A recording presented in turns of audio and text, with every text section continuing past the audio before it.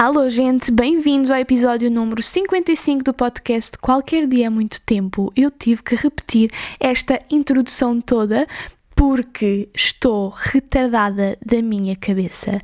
Não só o cérebro de grávida é uma realidade, passando a redundância, vocês sabem, eu tenho partilhado isso convosco, que o meu raciocínio não é o que era e isto está... Ninguém sabe bem a razão para isto acontecer, mas eu já li, até porque comprei um livro sobre gravidez e pós-parto e essas cenas todas há pouco tempo e tenho estado a ler, e há lá um capítulo que fala sobre isso, e para quem quer saber qual é o livro, chama-se Estamos Grávidos e Agora, e estou a gostar bastante. E falam realmente sobre essa questão do cérebro de grávida, se é ou não uma realidade. E a verdade é que não há estudos científicos que consigam explicar a razão para isso acontecer, mas que todos os obstetras e ginecologistas e enfermeiros de obstetrícia e coisas relacionadas com grávidas dizem que é uma queixa unânime em todas as grávidas, em todas as mulheres que estão grávidas, que se queixam que estão lerdas da mona. E isso para mim é bastante frustrante, porque eu gosto de falar bem, eu gosto de raciocinar rápido, pensar rápido, e quando isso não acontece é frustrante, porque eu sinto literalmente que estou, quando penso e quando falo e quando quero falar com as pessoas, que estou a andar dentro de areia movediça, e que essa areia movediça... Vem... Isto é real. E que essa areia movediça é o meu cérebro. Mas pronto, isso ainda se tem acentuado mais nos últimos dias porque eu não tenho estado a dormir bem, minha gente. E isso é algo bastante raro na minha pessoa, porque eu acho que um dos meus maiores talentos e uma das coisas para as quais eu tenho mais jeito é para dormir. Isto é genético porque a minha mãe é igual. A minha mãe nunca foi daquelas mães... Estão a ver aquelas mães bué de galinhas que quando os filhos saem à noite elas não pregam o olho e assim que eles chegam a casa elas ouvem e acordam? A minha mãe nunca foi assim. Primeiro, eu também nunca saí muito, a verdade é essa. Mas mesmo das poucas vezes em que eu saía, a minha mãe dormia que nem um bebê. Ela dizia sempre que nunca me tinha ouvido chegar a casa e não ficava de todo preocupada.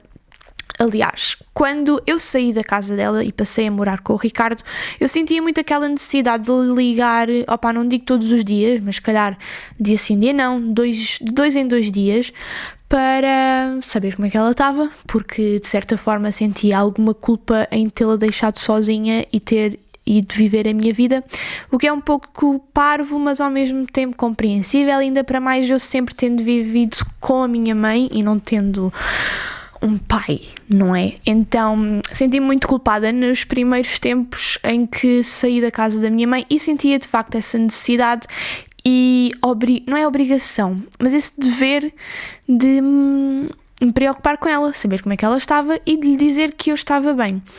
E às tantas comecei a fazer a experiência de esperar que fosse ela a ligar. E ela não ligava. Passavam-se dias... Passava-se uma semana e ela não ligava, até que tinha de ser eu a ligar, porque mais que uma semana para mim já era inconcebível, e perguntar-lhe, então, mas tu não tens medo que eu não esteja, sei lá, viva? E ela sempre me respondeu que não, porque as notícias más correm depressa e se acontecesse alguma coisa de mal, ela já sabia. Portanto, isto dá para perceber mais ou menos o quão descontraída e boa onda é a minha mãe. Então... Estava a falar da questão de dormir, ela sempre dormiu muito, em qualquer lugar, ela já chegou a adormecer em cima de uma coluna de uma discoteca, só para vocês terem noção, e eu herdei um bocadinho desse grande talento que é dormir.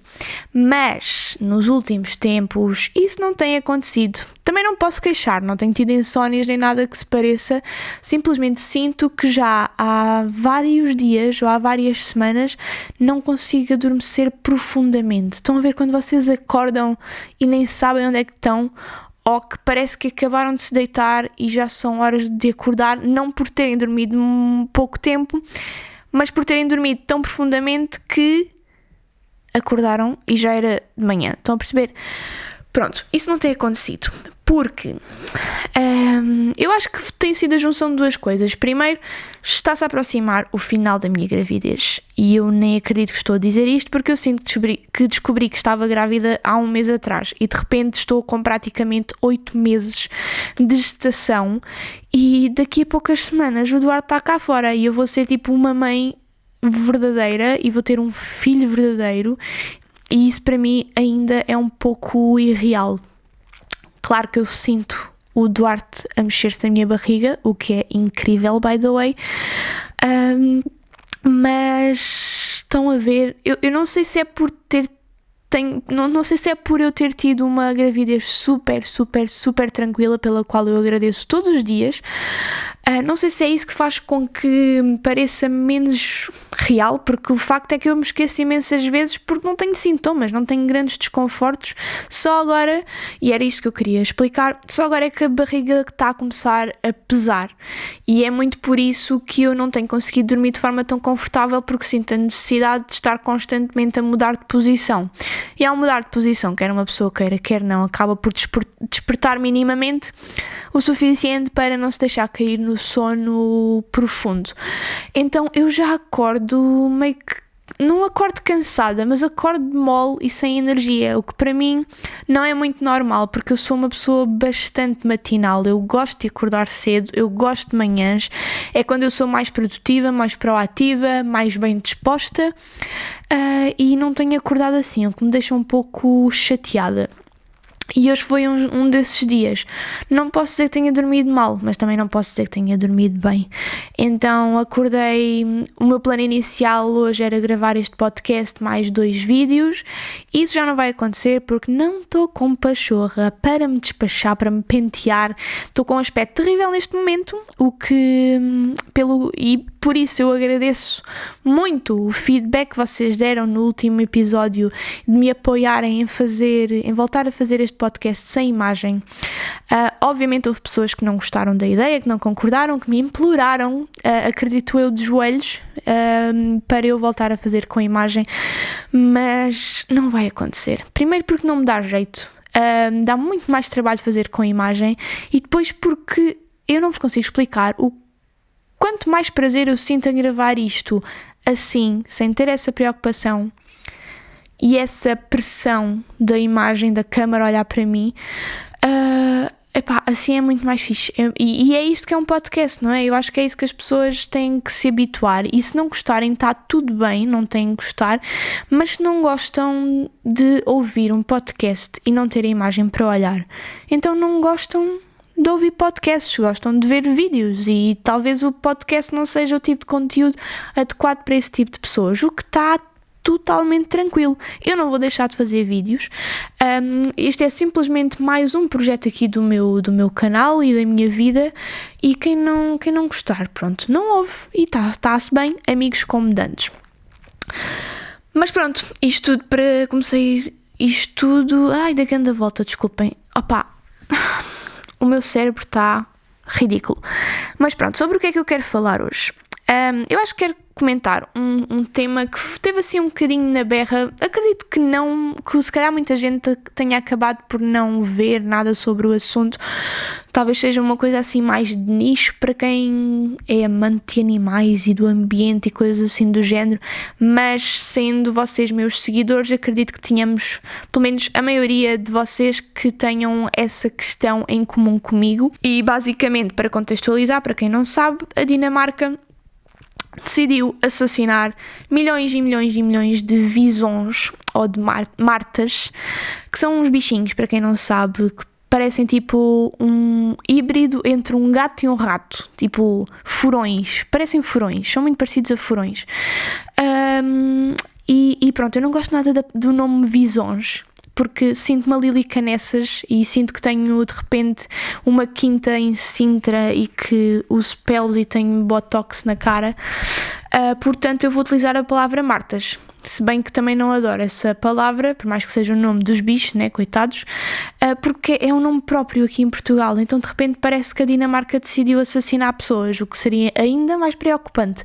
Mas não se trata disso, martas são bichinhos, uns bichinhos bastante fofos, por sinal, para quem não sabe e para quem não percebeu e para quem a minha explicação não foi o suficiente, é melhor irem pesquisar uma fotografia no Google Imagens e vão ficar esclarecidos.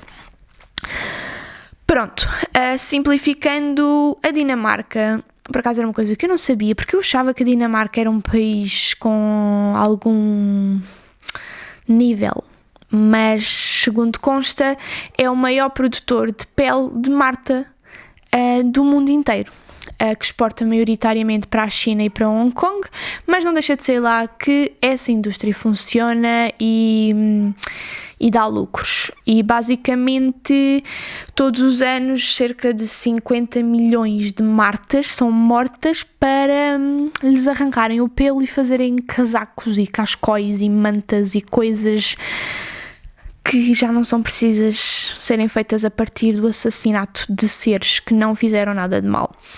Mas pronto, este tema, esta notícia, este acontecimento não é só sobre isso, ou não é especificamente sobre toda essa questão da crueldade animal.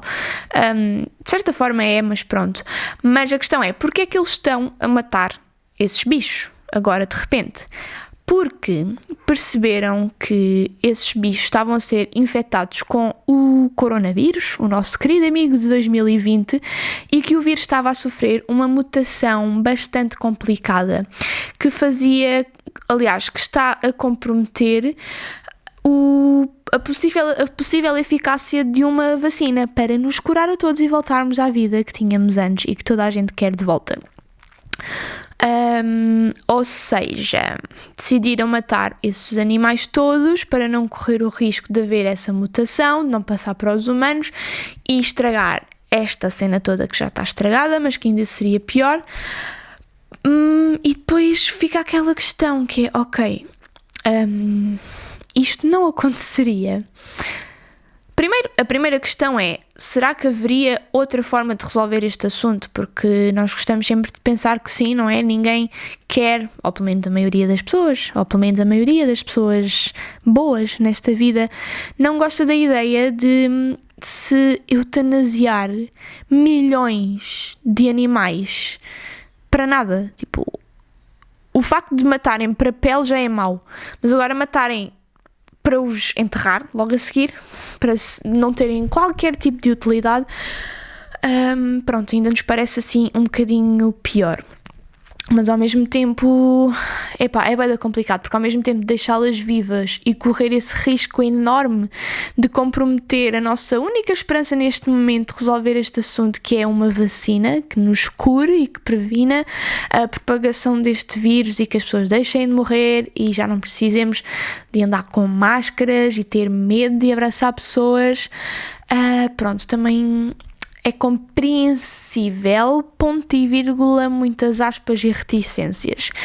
Agora, isto tudo vem trazer à tona uma questão que eu já falo há muito tempo, que é, podemos parar de utilizar os animais como objetos para coisas que nós não precisamos?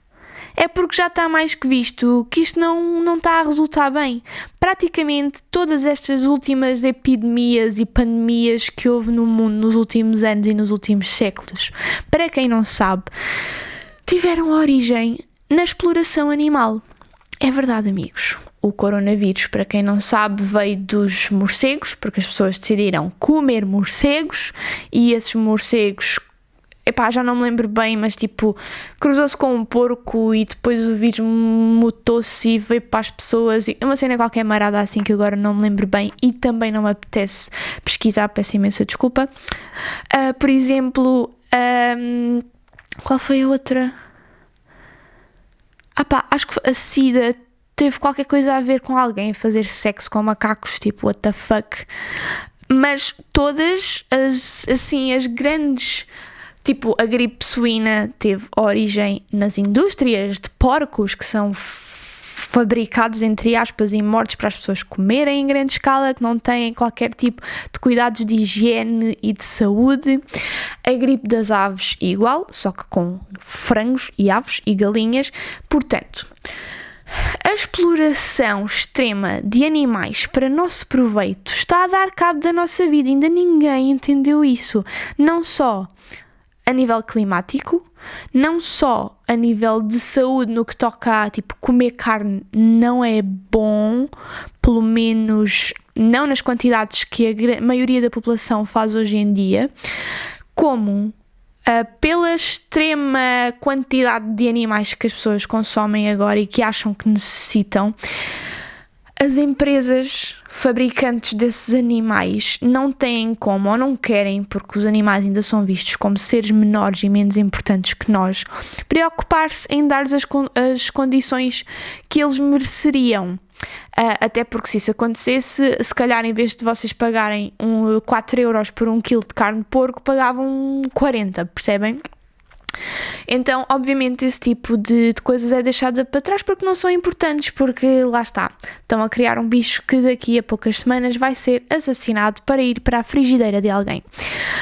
Só que isso traz consequências e, como está a ser visto nos últimos meses, consequências bastante graves, mundiais, que nos tocam a todos, que matam pessoas, que fazem com que pessoas que não morrem percam pessoas de quem gostam ou que por isso simplesmente não possam estar com elas. E isto tudo para quê? Vale assim tanta pena? É que, na minha opinião, não. Na minha opinião, custa muito menos não usar, por exemplo, um casaco de pele verdadeira e usar um casaco de algodão. Para mim é muito mais fácil comer uma feijoada vegetariana em vez de comer uma feijoada com carne de porco a boiar, do que não poder estar durante meses e meses e meses e meses e meses a fio com as pessoas de quem eu gosto, tipo amigos, tipo família, tipo não ter tido festa de anos, tipo estarmos todos em risco de não ter um Natal como deve ser porque o coronavírus está ao rubro e é assustador e eu não sei como é que vai ser a nossa vida e a minha vida e o meu parto e os primeiros meses da minha vida enquanto mãe, e confesso que isso me deixa um pouco inquieta, embora eu esteja a tentar não pensar muito no assunto e relativizar. Mas isto é tudo a prova de que o comodismo, o egoísmo e a falta de noção de pensarmos, ok, se nós temos alternativas a estas cenas todas, porque continuamos a fazer as coisas de forma arcaica? Ok, eu não estou a dizer que de repente a solução para o mundo e para tudo na vida é as pessoas se tornarem veganas. Eu sei que não é possível, eu sei que provavelmente nunca vai acontecer o veganismo ser uma realidade a 100%. Até porque há povos que nem conseguiriam sobreviver dessa forma, tipo os esquimós que vivem a 700 graus negativos, eles não conseguem plantar tomates e beterrabas, percebem? Mas o humano comum, entre aspas, quem vive na Europa, na América, na Ásia, na África, e obviamente não me estou a referir às populações mega pobres, em que em vez de se preocuparem se vão comer carne ou peixe, só se preocupam se têm dinheiro para comprar um pão. Estou a falar da classe média, da classe alta, das pessoas privilegiadas, das pessoas que podem dar-se ao luxo de tomar melhores decisões se quiserem, se preocuparem. E a maior parte das pessoas está tão acomodada à forma como sempre comeu, como sempre se vestiu, nas lojas que sempre gastou dinheiro, que não quer saber de mudar, porque mudar dá trabalho. Mudar requer tempo, requer dedicação, requer preocupação, requer quebrar muitas tradições às quais as pessoas se ligam muito, mas isso tudo parece-me bem mais fácil de fazer do que viver para sempre da forma que nós temos vivido desde março. Mas isso sou eu, não sei se sou uma exceção, espero que não, duvido que seja, mas pronto, é isso. Desculpem, eu já disse que o meu cérebro está lamacento, mas eu espero ter feito chegar até esse lado a minha opinião e a minha visão sobre este assunto, porque Porque esta cena que aconteceu na Dinamarca, eles por acaso aperceberam-se a tempo, mas podiam não se ter apercebido. E mesmo tendo-se apercebido a tempo, custou a vida a milhões de animais que, primeiro, não tinham culpa nenhuma e, segundo, só ali estavam porque as pessoas decidiram que ter um casaco feito de bichos mortos é chique. E eu juro que eu não consigo compreender e aceitar isso, e revolta-me a um nível extremo, e é daquelas notícias e daquelas situações que me faz ter vergonha de ser humana e de ser desta espécie tão duvidosa e estúpida. E pronto. Ai, mais assuntos. Olha, eu estou aqui no meu quarto, que por acaso está a suscitar bastante curiosidade. Tem sido bem engraçado de ver no Instagram, que é onde eu partilho mais fotografias nos stories do quarto onde eu estou agora, aqui na casa do meu avô. E o quarto, modéstia à parte, está bastante bonito. Ele sempre foi bonito, mas agora com o jeitinho que nós demos aqui para ficarmos mais confortáveis, tornámos isto meio que num T0. Obviamente não tem nem cozinha nem casa de banho cá dentro, não é? Mas tem cama, tem o aparador com a televisão, tem um sofazito. Então nós conseguimos estar aqui na nossa independência, quando nos apetece estar os dois mais isolados. E as decorações, a decoração ficou fofa e as pessoas estão sempre a dizer: ai, mostra o quarto, faz uma room tour, não sei o quê, parece bem bonito, parece um hotel vintage, o que é bué de engraçado. E eu estou aqui e por acaso eu sinto uma paz muito grande neste quarto. Não sei bem porquê, não sei se é pela luz, não sei se é pelas cores que nós pusemos aqui, e por acaso sempre foi uma coisa que me deu um bocado de receio quando eu pensava em vir para cá, porque este era o quarto da minha avó. E eu, quando vinha para aqui, sempre, eu pensava sempre que iria sentir-me desconfortável por este ser o espaço dela e por ter sido o sítio onde ela durante muito tempo esteve doente, não é? Mas estranhamente, e mesmo antes de termos feito esta mudança aqui na decoração para virmos para cá assim de forma mais, embora não seja definitiva, mas assim menos temporária, porque antes vinhamos só tipo 1-2 semanas no máximo, eu tinha receio de me sentir estranha aqui, de não me sentir confortável, ou não digo de sentir a presença dela, mas que tivesse constantemente a lembrar-me dela doente, percebem? E já nessa altura em que o quarto ainda estava exatamente como ela usava, eu sempre dormi aqui bem, nunca senti muito essa questão esse desconforto, percebem? E agora que demos este nosso jeitinho, ainda menos sinto, e pelo contrário, sinto-me muito em paz aqui. E eu gosto de pensar, eu acho que fiz um vídeo há algum tempo em que comentei isso, e que disse que se calhar é a parte saudável da minha avó que ainda está aqui, porque a verdade é que, embora ela tenha estado e habitado este quarto já doente, a maior parte do tempo em que ela esteve aqui, ela ainda estava bem. E quando as coisas ficaram mesmo piores, ela mudou-se para outro quarto, no resto do chão da casa, porque era mais simples. Mas não sei se é por isso ou... não sei, mas algo na ambiência deste quarto me faz sentir confortável, então eu estou aqui bastante tranquila e bem disposta. Ainda para mais ontem, teve aqui a empregada do meu avô que limpou a casa, o que é sempre fixe.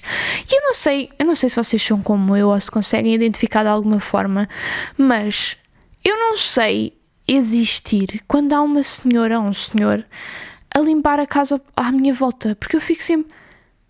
Embora eu sempre tenha tido... Sempre não, mas tipo, até aos meus 13 anos, eu sempre tive meio que uma vida de luxo. Nós tínhamos muito dinheiro. Eu era rica e não fazia ideia. Depois as coisas mudaram um bocadinho, bastante. Mas pronto. Mas apesar disso, apesar de termos sido sempre uma família com algumas posses, nunca tivemos empregada, porque a minha avó queria tratar de tudo. Ela era extremamente obcecada por limpezas, então ela limpava a casa antes da empregada vir, numa altura em que ela achou por bem ter uma senhora a fazer limpezas, mas ela tinha vergonha de mostrar a casa desarrumada e suja, então fazia as limpezas antes da senhora das limpezas vir, o que é um pouco estúpido, mas pronto, não durou muito. Então eu nunca me habituei a estar na presença de uma pessoa a trabalhar para mim nesse sentido, tipo, a arrumar as minhas coisas, a limpar o que eu sujo. Então quando esta senhora vem cá, eu fico sempre, então mas eu agora faço o quê? Tipo, se eu estiver no quarto e chegar à altura dela limpar e arrumar o quarto, eu fico no quarto, tipo, a fingir que ela não está aqui, ou a olhar para ela e ela a sentir-se observada, ou vou-me embora e corro o risco de parecer mal educada. Expliquem-me, quem sempre teve empregadas ou quem tem pessoas a limpar a casa e não sente esta estranheza e esta cena constrangedora de não saber bem o que fazer e o que dizer, ajude-me, porque eu não sei. E é uma cena com que eu vou ter que aprender a lidar agora porque moro aqui, não é? E pelo menos um dia por semana a senhorita vem aqui pôr as coisas todas bonitas, arrumadas e cheirosas, o que eu aprecio bastante. Portanto, ajudem-me. E é isso. Era só isto. Não sei. Não é um tema que dê assim grande oportunidade de esmiuçar, até porque estou a falar sozinha, não é? Se calhar se tivesse outra pessoa aqui a contrapor e a dar outra opinião e outra experiência, conseguíamos fazer isto esticar e render. Mas não é o caso. Só tenho aqui a Sol a dormir ao meu lado e o zombie a olhar para mim de outra ponta do quarto com cara de quem quer assassinar-me imundo. Mas ele normalmente fica com essa cara quando está cheio de sono. Por acaso, estão a ver? Tipo, ele está sentado com sono, então por isso tem os olhos semicerrados, então parece que está a elaborar um plano para acabar com toda a humanidade. O que, modéstia à parte não, porque não sou eu que estou a ter o plano, não é? Mas o que sinceramente não é um mau plano todo, não é, zombie? Porque nós não estamos a fazer as cenas bem, portanto se calhar merecíamos desaparecer daqui. Mas enfim, olhem, não tenho assim mais nada de interessante para dizer, portanto vou-me calar, vou editar este podcast e lançar, porque tenho uma longa jornada pela frente de upload, porque esta casa é no meio do campo. E vocês sabem o que é que há no meio do campo? Internet rápida não é, de certeza, porque um vídeo que eu demorava 15 minutos a fazer upload na minha antiga casa, neste momento, e eu juro que não estou a exagerar, demoro 14 horas. Sofram comigo, chorem comigo, percebam a minha dor, e por isso é que os podcasts e os vídeos têm vindo assim em horários meio marados e eu quero pôr na quarta-feira, mas depois aquilo atrasa-se, eu tenho que pôr na quinta-feira à tarde, que é tipo um horário que eu nunca publico. Mas uma pessoa tem que se adaptar, é assim a vida, é o que há. Estou na esperança, eu acho que eles andam aqui a tentar instalar fibra, não sei se vou conseguir ainda apanhar e usufruir disso, mas eu gostava muito porque tenho sofrido bastante com o upload dos vídeos para o YouTube e para as outras plataformas. Mas olhem, é o que há. Espero que vocês tenham gostado deste episódio, embora eu não tenha dito nada de jeito, pelo menos é o que eu sinto, mas eu gosto de vocês e gosto de fazer isto, portanto continuem aí, ok? Um grande beijinho e vemo-nos para a semana.